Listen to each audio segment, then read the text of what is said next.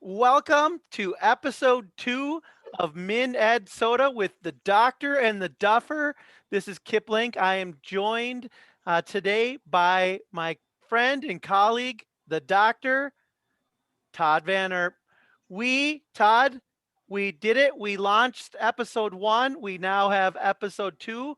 And if our anchor numbers are any indication, we hit a whole whopping 21 listeners last week. All right. And my hope is that it wasn't each one of my kids listening to the episode. I hope that there were a few other people that actually tuned in to listen to us. So that's a Well, good start. the app actually tells us it was 17 unique listeners, and that was yesterday. So maybe we have more now. Okay. But I don't know that that includes everything.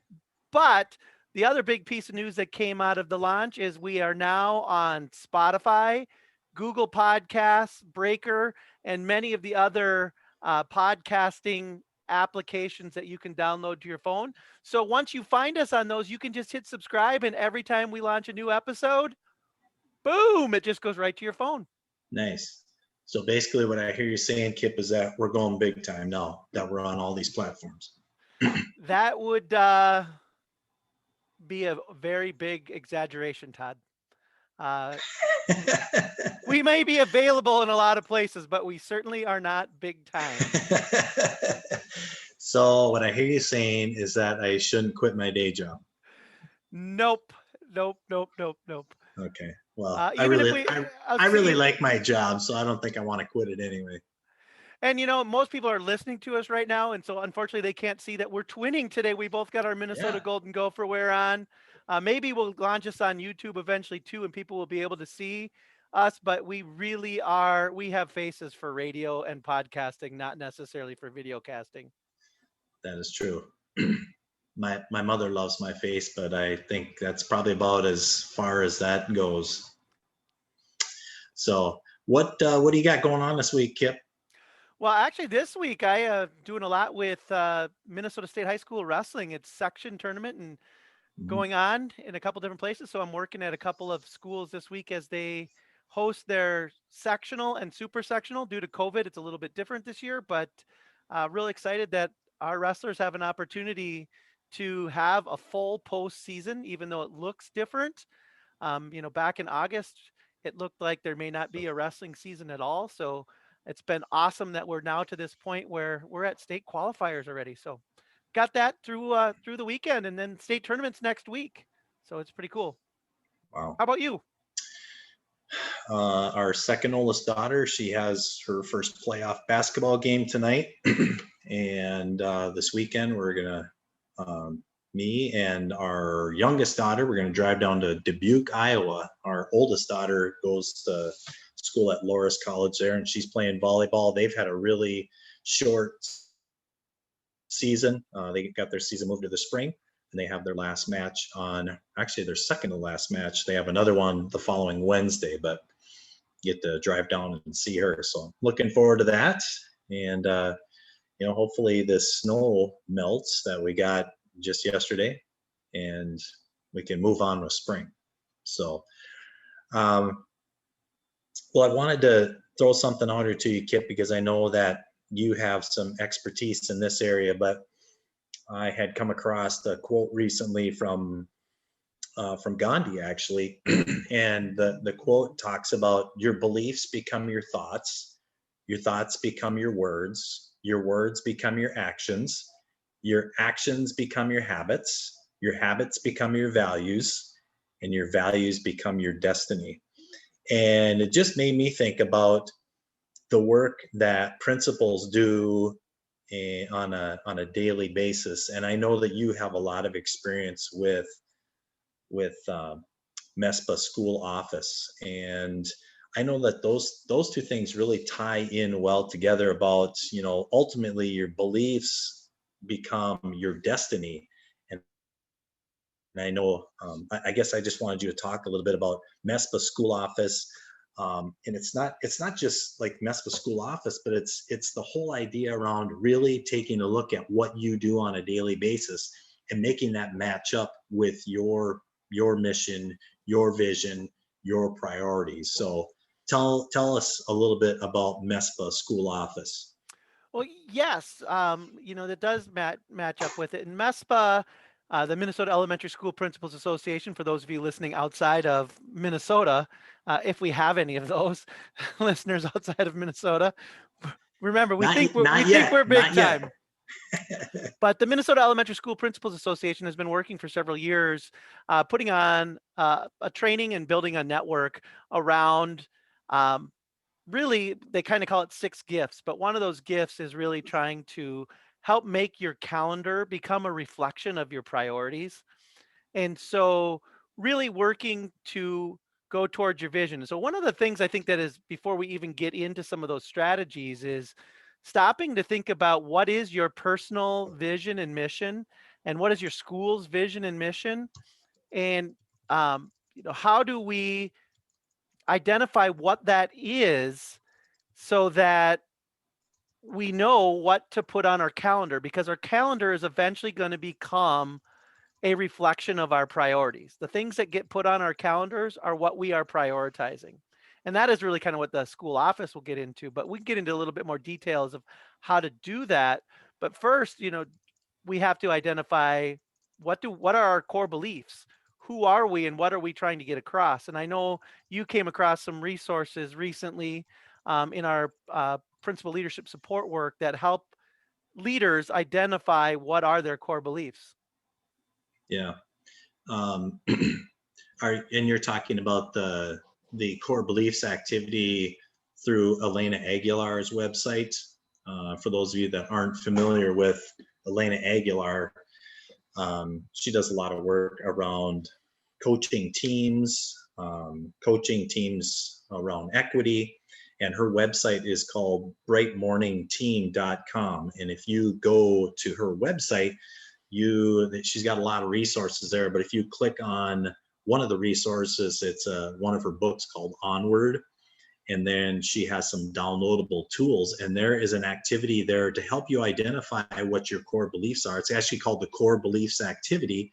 And if you want to start to really focus in on what your core beliefs are, you can do this activity, and it will help you kind of narrow down what you have in your mind about what your core beliefs are. So tell us a little bit more, Kip, about how you could use that activity and then connect it to what you're talking about earlier with MESPA School Office.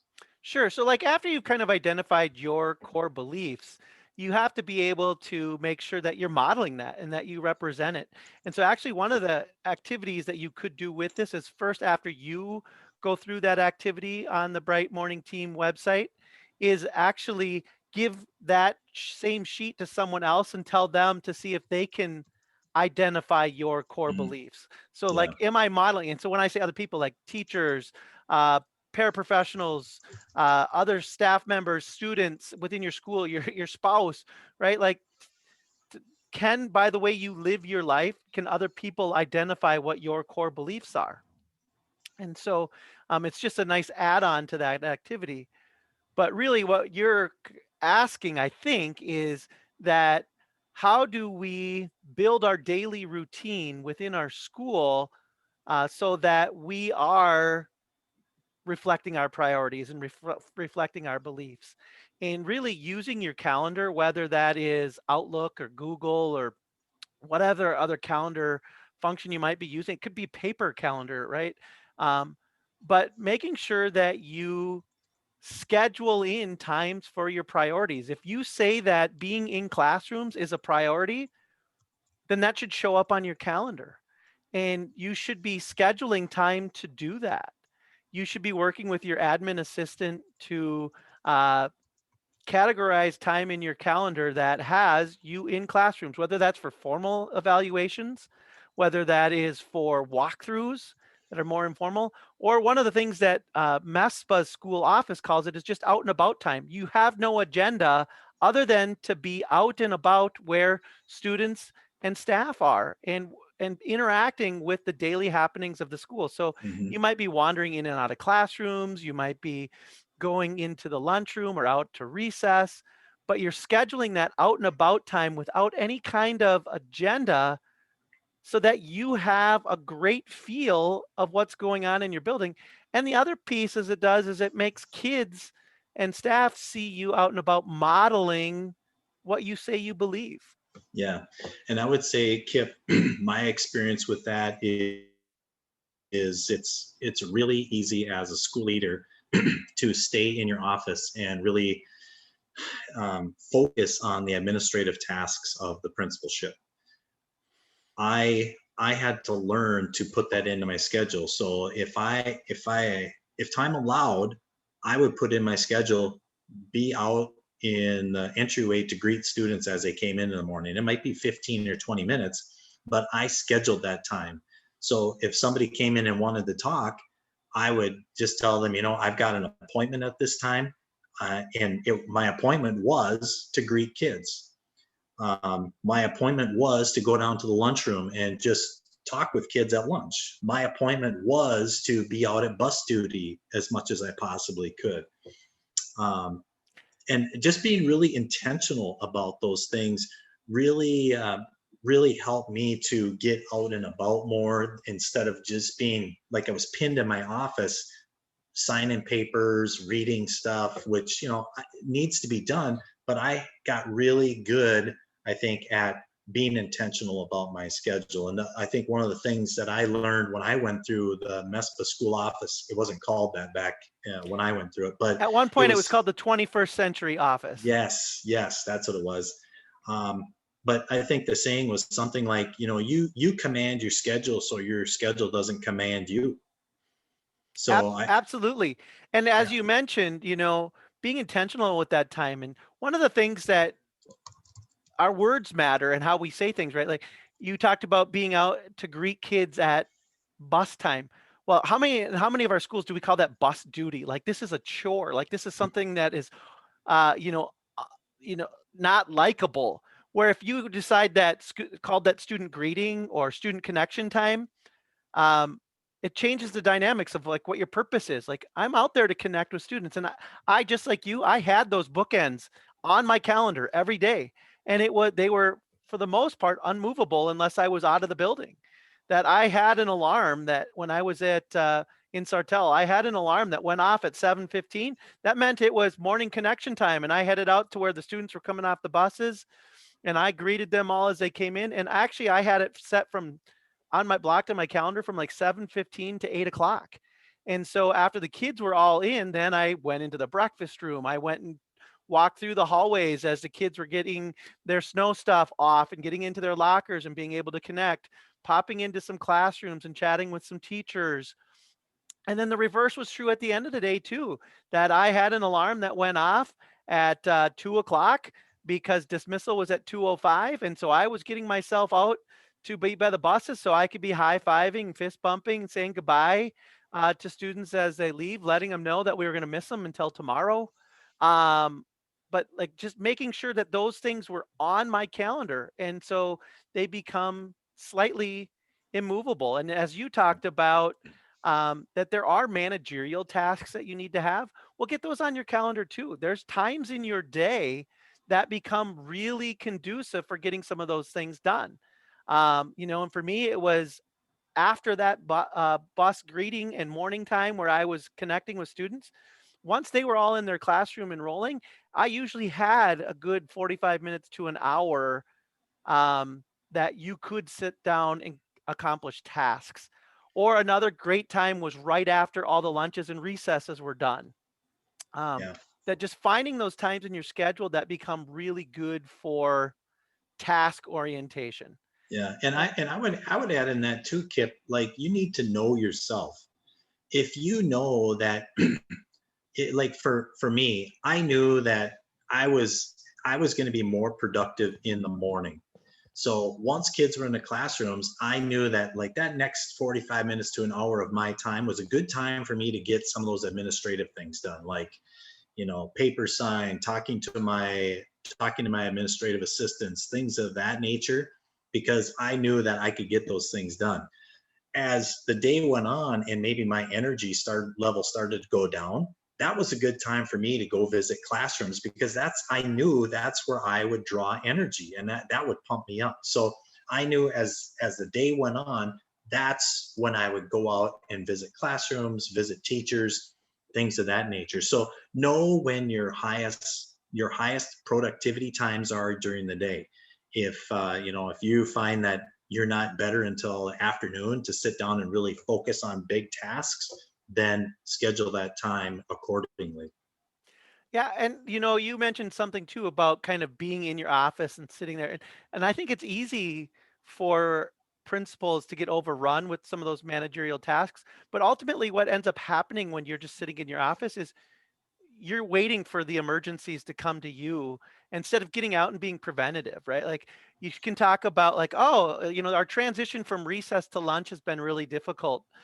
We've been struggling with that as a school or whatever. Well, if you as a principal can just be there and help with that transition and be visible and be talking, like over time, it kind of just goes away. And so instead of sitting in your office during that time, schedule that time as a time that you are helping transition kids from recess to lunch, or Yeah. that you have a little portable stand that you got your computer on, and just station yourself outside of that doorway as they're coming in. Because when they see you, they react, and often they react in a very positive way. You're just a reminder of this is what it is to be on target or to be in the zone or whatever your slogan is, and so making sure that you are where the students are, it really makes a difference. Hmm. Yeah, it's a great point. I wanted to I wanted to hit on another point here, Kip, about one of the things that I valued as a school leader was being an instructional leader. So if that was one of my values, I knew that, like I said earlier, I would draw a lot of energy from visiting classrooms and working with teachers. So before I did the old version of MESPA school office, I would kind of like what you're talking about. I was letting things come to me. After I did school office, I brought a notepad with me so that as I was walking the building, I could jot down notes or questions from teachers if they asked them to me. Instead of having them come down to my office, I would go meet them where they were at. But back to the scheduling thing, that was one thing that school office helped me with, was to think over like big picture thinking about how I wanted to work with teachers in their classroom. So when I knew who I had to observe over the course of a year, I would get those things on my calendar. So I would do some long range planning. The first year I didn't. So guess what happened? I had a ton of evaluations that I was trying to get done, the last week of May, and that was a little bit of a stressful time for me. So, and you know how the end of the school year is anyway. So after going through that experience, I knew I wanted to plan these out so that I was done with evaluations by, the first part of April, so that I would have them done. We're working on things for next year already in April and May, and I had the evaluations all taken care of. So, talk a little bit about how you handled those evaluations, how you do planning over the course of a year. I was very similar to you. My first year as a principal, I was thrown into a strange situation just because our superintendent was being deployed for a military assignment, and Jeez. he was also the high school principal. And so I had to do the evaluations for all the elementary and the high school. And it turned out that I had to do like 70 some formal evaluations that year. And so in August, that's what I did. I just plopped down and I said, okay, I'm going to have these two teachers the week of October 1st. I'm going to have these two teachers the week of October 8th. I'm going to have these and just worked my way out. And I told the teachers that in advance, and I had specific names. It wasn't just like putting in um, observation time. I had specific names, like this is going to be your week. Now, like when life happened and that ended up being they were on vacation that week or they were sick, yeah, we could move it. But because I had it assigned to a specific person, I was able to move it. And I really grew from that in terms of we had a lot of informal walkthroughs as I got to Sartell a little bit later on in my principal career. I had 60-ish full-time equivalents, and we were supposed to do 2 to 3 formal 10-minute walkthroughs of all of them and throughout the year. And so the first year, I just put like walkthroughs on my calendar and I'd block off like an hour, but I wouldn't put teacher names to it. I would just put walkthroughs. Well, then an emergency, and emergency is a relative term, but would happen and I wouldn't get to that walkthrough time, and so I'd just delete it, but there was no names attached to it. So then I even went one step farther, was the next year is I started putting names of which teacher I was going to go visit in that walkthrough. So then when an emergency happened, I had to move it and it had to go somewhere else on my calendar. And what I found out is, yep, there were times where I slipped a little bit behind, but I was never fully behind because I had it scheduled somewhere else and I knew that there was a time that it was coming. And as you start to do this, your calendar is going to at times look like it overwhelms you in terms of, oh my gosh, that is just so like constricting. I my calendar is full from the time I get there till the time I leave. But after you get good at it, it really becomes freeing and gets rid of stress because when you look at your day, this is what my day is going to entail. Here's the time that I have to do tasks. Here's the time that I'm going to be visiting this classroom. Here's the time I'm going to be in the lunchroom. And it just becomes like an agenda for the day that you follow through. And if you can get help from your admin assistant with that scheduling and rescheduling when it needs to happen, even takes off more of your stress, that instead of being a suffocating calendar, it really becomes a freeing calendar because you're never sitting there going, well, what do I do next? That you already have it planned. Yeah. Now, having said that, that takes work to get pretty good at blocking in your whole calendar. So in the short term, I suggested, and I had a conversation with Andy Jacks on his podcast a couple weeks ago about this very same thing is you can backfill your calendar for a while, right? Until you get good at it and start figuring out how much time do I need to give to these things, that at the end of your day, if you backfill your calendar, because then you can use it as a time study at the end of the week and say, did I meet my objectives for the week? Did my week reflect the values and habits that I'm trying to instill in myself and in our school? So when we go back to that quote from Gandhi, is does my calendar reflect my habits and my values and essentially my destiny? And so when you can at the start at least backfill, you can do that time study to see, am I meeting what I wanted to this week? And then Yeah. after a while, you get good at just pre-filling your calendar of knowing, oh, I got empty space here. That's going to be out and about time. Oh, I know that I get a ton of my office tasks done between 9 and 10. So you start pre-scheduling it. And so, when my calendar was built, I could have built most days in August because I knew I was going to have student greeting and student departure as part of my day. I knew I was going to have a meeting with my admin assistant. I knew I was going to dedicate a certain amount of time throughout the week to out and about. I had already pre-scheduled my formal observations, at least for which week they were going to be, and I knew where they were going to be. And then I even tried to pre-schedule the walkthroughs as well. And so, you just leave time for meetings that might pop up, and then you always have the ability to move and flex your calendar. But at least I knew my calendar was reflecting my priorities because I got the big stuff in there Yeah. first. I filled Yeah. my calendar with the big rocks, not the sand. Yeah. And I would I would strongly recommend for those of you that have an administrative assistant, if you give them access to your calendar so that if people do come down to visit you while you are out of your office, that they have the capability to schedule appointments for you. So just keep that in mind, that you don't have to run your calendar by yourself. You can have help in doing so. I just wanted to throw out one more little resource. I don't know, Kip, if you have heard of Justin Bader and the principal center. I Is that do. what it? I know him. I don't know He's him as well as I think one of our colleagues, Ann Mitchell. I know subscribes to his blog and some different yeah shared some he's I need to he's get got a better. lot.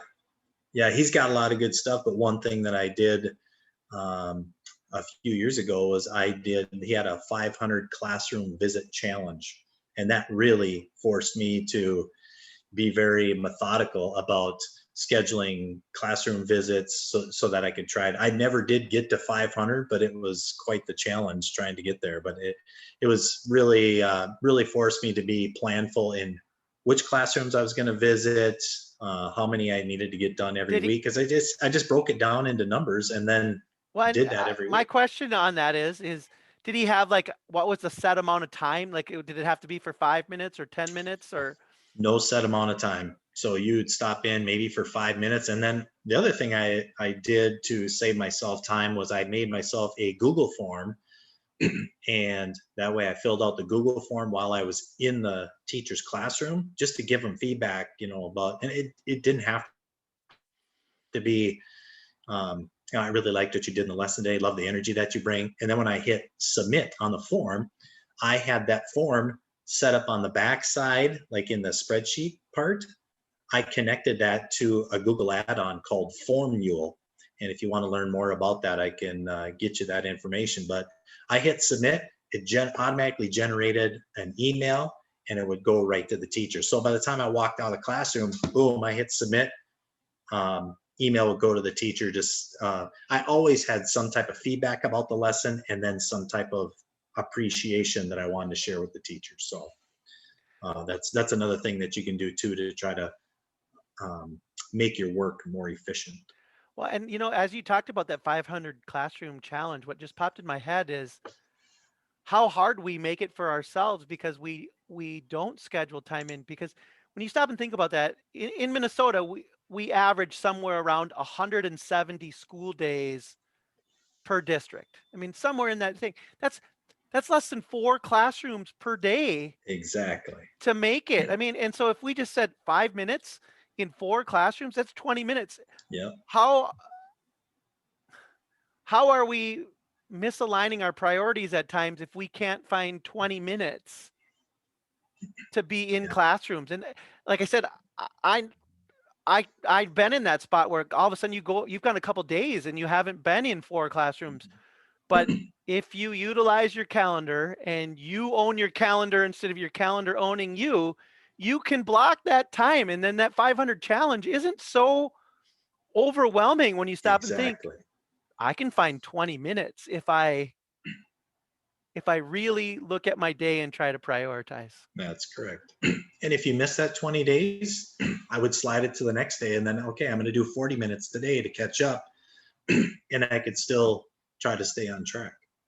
So, well, Kip, anything else that you want to add around uh, our thoughts and ideas around how your beliefs ultimately become your destiny? I know we talked a lot about the MESPA school office, using your calendar to really help reflect the priorities, your mission, your vision. Anything else that you want to add to that today?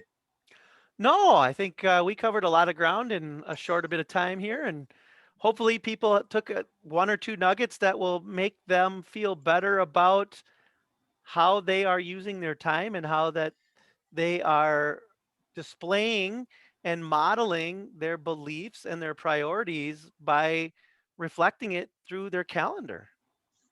And Kip, I would add one more thing. This is not something that you can do just in school or in your employed position. This is something that you can do in your personal life as well. you Yeah, know absolutely. all Setting of like us all of us should really sit down and take a look at where am I spending my time. Am I spending a lot of time sitting on social media? Am I doing other things that, if I'm valuing family time or something like that, then how do you build your schedule to reflect that? absolutely. And really, um, it just is. It becomes about how you prioritize. You talked about in your personal time. Like if you want to get up and work out in the morning, put it on your calendar. Hmm. If you want to make sure that you have game time with your family, put it on your calendar and then follow your calendar because eventually what we're saying with those calendars is this is a promise of my time. Yes. When you get on my calendar as an individual or an activity, I am making a promise of my time. And if for some reason life happens or something traumatic happens or an emergency happens and it has to move, then because it's on my calendar and it's a priority, it moves. It doesn't just go away. Yep. Yep. It's making that commitment. So, Well, that sounds like a wrap for episode 2 of Minnesota here. hey, Uh, I got some news for you, Kip. Next week, we are going to have our first guest on the show. And I don't know, should I share who that first guest is going to be, or I don't know. I feel like I need to tell everybody. All I know is that this person, um, well, we both know him, Nick from Wilmer. So if you haven't met Nick, do you pronounce his last name Klausman or Klaesman? I think it's Classman, Okay. but we'll If you verify with him. We'll It's verify with Nick. Nick next week, but I tell you what, if you haven't met this guy, you need to listen in next week because Nick he's the principal of alternative programs in Wilmer.